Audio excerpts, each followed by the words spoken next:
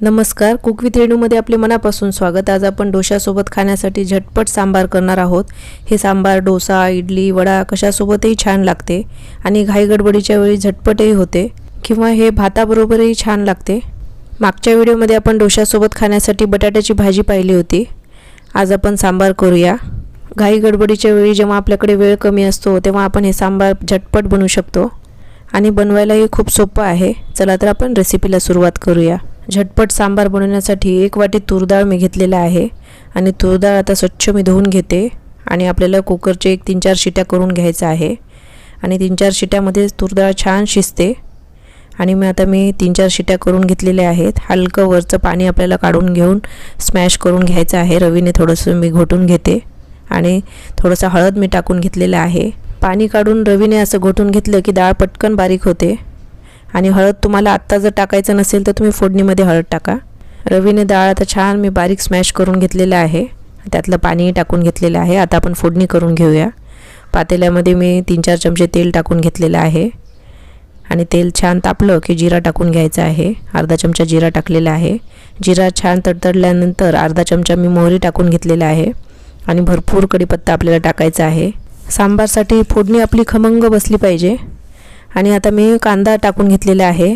2 मध्यम आकाराचे कांदे उभे स्लाइस करून मी वापरलेले आहे। आता कांदा आपण थोडं तेलावर परतून घेऊया। 2 लाल मिरच्या मी टाकून घेतलेल्या आहेत आणि आता मी लाल तिखट अर्धा चमचा टाकून घेतलेला आहे। तिखटपणा तुम्हाला किती लागते त्यानुसार तुम्ही लाल तिखटाचा वापर करा। आणि आता मी काश्मीरी लाल मिरची पावडर 1 चमचा टाकून घेतलेला आहे। काश्मीरी लाल मिरचीने छान कलर येईल सांबारला। आणि आता थोडंसं कांद्यापुरताच मी मीठ टाकून घेतलेलं आहे म्हणजे कांदा पटकन नरम होईल। कांदा छान नरम झाल्यानंतर आपल्याला टोमॅटो टाकून घ्यायचा आहे। एक छोटे 2-3 टमाटे मी बारीक चिरून टाकलेले आहेत आणि आता आपल्याला कांदा छान नरम करून घ्यायचा आहे। 1 चमचा मी आलं आणि लसणाचं जाडसर वाटण टाकून घेतलेलं आहे। खलबत्त्यामध्येच मी थोडंसं ओबडधोबड कुटून घेतलं होतं आणि आता आपण हे छान मस्त तेलावर परतून घेऊया। आता थोडीशी कोथिंबीर मी फोडणीत टाकून घेतलेलं आहे। वरूनही नंतर आपण कोथिंबीर ॲड करणारच आहोत। टोमॅटो छान नरम झाल्यानंतर तूर डाळ मी टाकून घेतलेलं आहे आणि आता आपल्याला लागेल तसं गरम पाणी टाकून घ्यायचं आहे। तुम्हाला पातळ घट्ट जसं सांबार बनवायचं असेल त्याप्रमाणे पाणी ॲड करून घ्या। सांबारसाठी मी चिंच आधीच भिजत घातलं होतं। आता थोडंसं चिंचेचं पाणी मी टाकून घेते